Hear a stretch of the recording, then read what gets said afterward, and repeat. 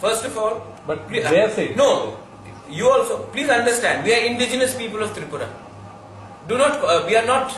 There is a better respect. There उपजाति, आदिवासी, बनवासी जो अभयनगर में त्रिपुरा रहता है, वो जंगल है क्या Abhaynagar?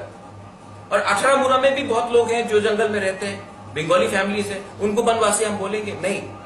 We are indigenous people. और जब अपना समाज के बारे में मैंने बात किया, मैंने किसी के खिलाफ बात नहीं किया। और इस परिवार ने रविन्द्रनाथ टैगोर को आदर किया। बंगाली लैंग्वेज को किसने प्रमोट किया सबसे पहले पूरे इंडिया में?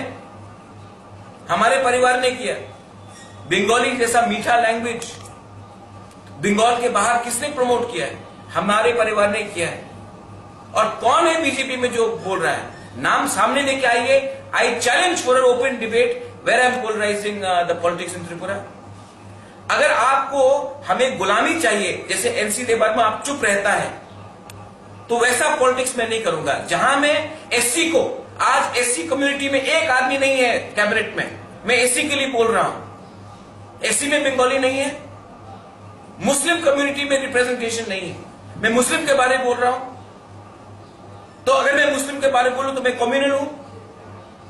बंगालीज में जो आज 7 पे कमीशन नहीं मिला आपको, रेगा में आपको झूठा वादा हुआ जा रहा है, अनएम्प्लॉयमेंट है, शिक्षा में हमारा प्रॉब्लम है। आज अगर नौकरी नहीं मिलता है तो वो सिर्फ तिपरासा को नहीं मिलता है, चाकमा को नहीं मिलता, मौक को नहीं मिलता, बंगाली को नहीं मिलता है। आज जब यहां में माफिया, जब ड्रग बिजनेस आता है, तो क्या सिर्फ नशा सिर्फ तिपरासा युद्ध को होता है, बंगाली को नहीं होता है? सबको होता है। और ये बीजेपी का जो हमेशा एक समय उन्होंने कहा था कि एनसी देवर्मा एंटी नेशनल है, तो आज उनके संग सरकार में क्यों है? बीजेपी ने बोला था ना कि आईपीएफटी कम्युनल पार्टी है, तो उसके साथ कैबिनेट में क्यों बैठे हैं? थोड़ा आप भी मीडिया है, आप भी रिसर्च कीजिए।